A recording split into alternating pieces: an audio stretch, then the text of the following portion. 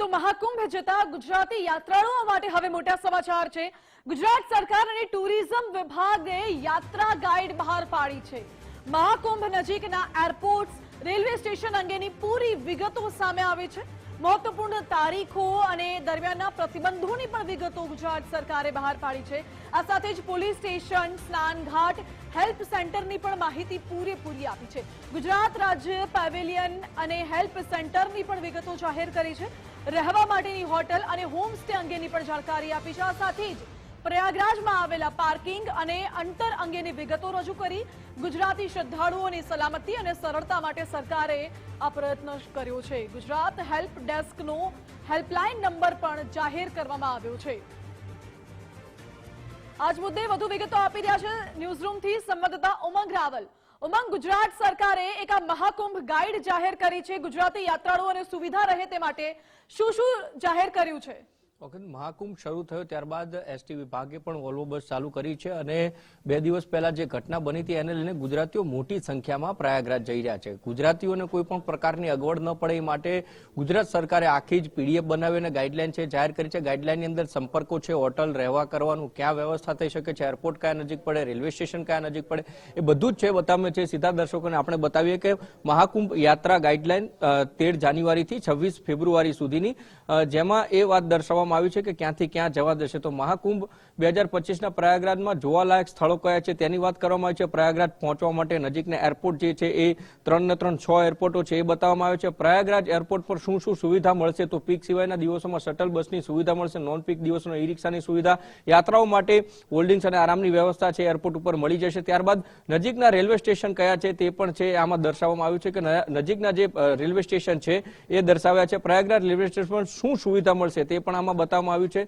સાથે સાથે railway station ઉપર ઉપલબ્ધ અન્ય સુવિધાઓ કઈ કઈ છે, તો ત્યાં કેટરિંગની સુવિધા, પ્રાથમિક સારવાર બૂથ છે, વેઇટિંગ રૂમ્સ તથા વેઇટિંગ હોલ છે તે પણ ત્યાં મળી રહેશે। બીજી મહત્વની વાત કે છઠ્ઠો પોઈન્ટ જે મૂક્યો છે કે જે એ મહત્વપૂર્ણ તારીખો દરમિયાન પ્રતિબંધો કયા કયા હશે, કુંભ મેળા દરમિયાન મુસાફરોની સલામતી અને સુચારુ વ્યવસ્થા માટે રેલવે સ્ટેશન ઉપર કેટલાક પ્રતિબંધો લગાવવામાં આવશે, આ તારીખો બતાવવામાં આવી છે કે જે આપણે અમૃત સ્નાન તરીકે પોષ પૂર્ણિમા, મકર સંક્રાંતિ, મૌની અમાવસ્યા, વસંત પંચમી, માઘી પૂર્ણિમા અને મહાશિવરાત્રી આ તારીખ સાથે પ્રતિબંધનો સમયગાળો છે એ દર્શાવવામાં આવ્યો છે કે આટલા કલાકથી આ કલાક સુધી ત્યાં પ્રતિબંધ રહેશે, એટલે કે જે સંગમ નોઝ છે ત્યાં આગળ છે પ્રતિબંધ રહેવાનો છે। બીજી વાત કે 7મો જે પોઈન્ટ છે નજીકના બસ સ્ટેશન કયા કયા છે, તો પ્રયાગરાજ બસ સ્ટેન્ડ છે, કચેરી બસ સ્ટેન્ડ છે, ઝુંસી, બેલા, કચ્છર, સરસ્વતીદાર, નહેરુ પાર્ક, લેપ્રોસી, અને 8મો જે પોઈન્ટ છે એમાં પ્રયાગરાજ બસ સ્ટેશનમાં કઈ સુવિધાઓ મળશે। સાથે જ નજીકના પોલીસ સ્ટેશનો કયા છે, પ્રયાગરાજની અંદર કેવી રીતે મુસાફરી કરવી, ગુજરાત રાજ્ય પેવિલિયન અને હેલ્પલાઇન સેન્ટર શું છે, મહાકુંભની સ્નાનની તારીખો છે એ પણ અહીંયા બતાવવામાં આવે છે કે સ્નાનની તારીખો 13 જાન્યુઆરી, 14 જાન્યુઆરી, 29મી જાન્યુઆરી, 3 ફેબ્રુઆરી, 12 ફેબ્રુઆરી અને 26 ફેબ્રુઆરી। સાથે ગુજરાત પેવિલિયનમાં પ્રવેશ માટે ક્યાંથી જવું, તો નાગવાસુકી દ્વાર, દ્વારાગંજ, નાગવાસુકી મંદિર પાસે આપણું ગુજરાતનું પેવિલિયન પ્રવેશ દ્વાર આવેલું છે। પછી સ્નાનના ઘાટ કયા કયા આવેલા છે અને કયા કયા છે તેની પણ વિગત છે આ ગાઈડલાઈનની અંદર આપવામાં આવી છે। રહેવાની વિગતો, કારણ કે મુસાફરોને સૌથી વધારે અગવડ પડતી હોય તો રહેવાની પડતી હોય છે, તો ટેન્ટના નિવાસો ક્યાં છે, UPSC TDS tent colony, Triveni Sangam, 1.1 કિમી, કુંભ શિબિર, ભારત આગામી ઇન્ડિયા, એમ કરીને અલગ અલગ જે રહેવાની વિગતો છે એ આપવામાં આવી છે। બીજી મહત્વની હોટલ અને હોમસ્ટે માટેના જે લોકો છે કે જેનો સંપર્ક કરી શકાય તેમના પણ નામ અને વ્યવસ્થા કઈ રીતે કરવી તે માટેના 3 પેજ બનાવવામાં આવે છે, અને એમાં હોટલ અને હોમસ્ટે માટેના તમામના કોને સંપર્ક કરવો, ક્યાં સંપર્ક કરવો, તેના મોબાઈલ નંબર સાથેની આખી પીડીએફ છે એ બનાવવામાં આવે છે। બીજી મહત્વની વાત કે અત્યારે નો વ્હીકલ ઝોન કરી દેવામાં આવે છે પ્રયાગરાજ, તો પ્રયાગરાજમાં પાર્કિંગની વ્યવસ્થા અને તેની માહિતી છે આપવામાં આવી છે।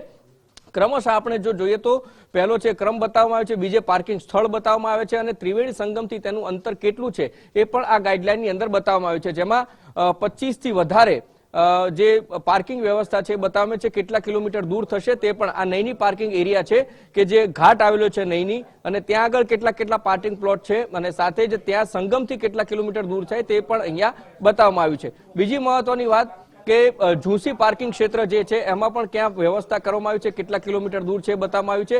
એટલે જે વિસ્તારો છે વિસ્તારને આધીન અહીંયા પાર્કિંગ એરિયા, પાર્કિંગના કિલોમીટર અને તેના ક્રમ જે છે એ આપવામાં આવ્યું છે। મેડિકલ સેન્ટર દરેક સેક્ટરમાં ઉપલબ્ધ છે, લગભગ અડધા કિલોમીટરની અંદર તમને દરેક જગ્યાએ મેડિકલ સેન્ટર જોવા મળશે। મેડિકલ હોસ્પિટલ, નાના મોટા ઓપરેશન અને સર્જરી થઈ શકે છે।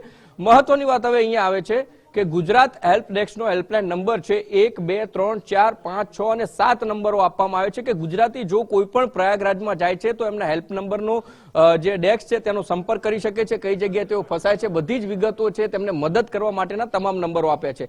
વધુ માહિતી માટે આ જે કુંભની વેબસાઇટ છે કે https://kumbh.government.in કરીને એટલે ત્યાંથી બધી જ માહિતી મળી પડે છે. એટલે તમામ રીતે 15 પેજની આખી જે પીડીએફ છે એ બતાવવામાં આવી છે અને પીડીએફ ની અંદર કયા સ્થળે જવું, કેવી રીતે પહોંચવું, આખો નકશો પણ અહીંયા બતાવવામાં છે. આ ત્રિવેણી સંગમ છે, આસપાસના વિસ્તાર કયા છે, ઝુસી છે, નૈની છે, ક્યાંથી ક્યાં જઈ શકું, સામાન્ય યાતાયાત યોજનાઓ શું છે, માર્ગ કઈ રીતે પકડવો, કઈ જગ્યાએથી ક્યાં તમે જઈ શકો છો.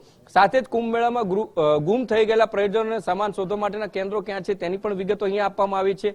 ખોવાયેલા વ્યક્તિઓ માટે નોંધણી જે પ્રક્રિયા કુંભની અંદર થાય છે ખૂબ જ સુચારુ વ્યવસ્થા છે યુપી ગવર્મેન્ટ થકી કરવામાં આવી છે. તો ક્યાં મળવું, ખોવાયેલા વ્યક્તિ માટે રિપોર્ટ નોંધવા માટે કૃપા કરીને સંબંધિત અધિકારી નિમણૂક અને માહિતી આપવાની રહે છે. ખોવાયેલા વ્યક્તિનું પૂરું નામ છે આપવાનું રહેશે. એટલે આ રીતે ટોટલ 19 પત્તાની આખી પીડીએફ છે એ બનાવવામાં આવી છે અને છેલ્લી જે પત્તું જે છે પીડીએફ એમાં કટોકટીના સમય સંપર્કની માહિતી તો કુંભ મેળા હેલ્પલાઇન નંબર 1920 છે તેના ઉપર સંપર્ક કરી શકો છો.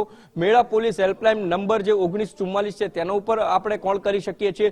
બીજી ફાયર સર્વિસનો નંબર છે 1945 તે આપણે કરી શકીએ. ભોજન અને પુરવઠો એમાં 10 નંબર આપેલો છે. એમ્બ્યુલન્સની હેલ્પલાઇન માટે 102 અને 108. એટલે આ રીતે આખી જ 19 પત્તાની પીડીએફ છે માનસી બનાવવામાં આવી છે. કોઈ પણ મુસાફરોને તકલીફ અગવડ ઊભી ન થાય તે માટે આ જો પીડીએફ સાથે હશે તો ક્યાંથી ક્યાં કેવી રીતે જવું, ક્યાંથી શું સુવિધા મળશે, હેલ્પલાઇન નંબરની તમામ જે માહિતી છે ગુજરાત સરકાર થકી આખી ગાઈડલાઈન છે પ્રયાગરાજ માટે એ બહાર પાડવામાં આવી છે. જી ઉમંગ, આભાર આપનો.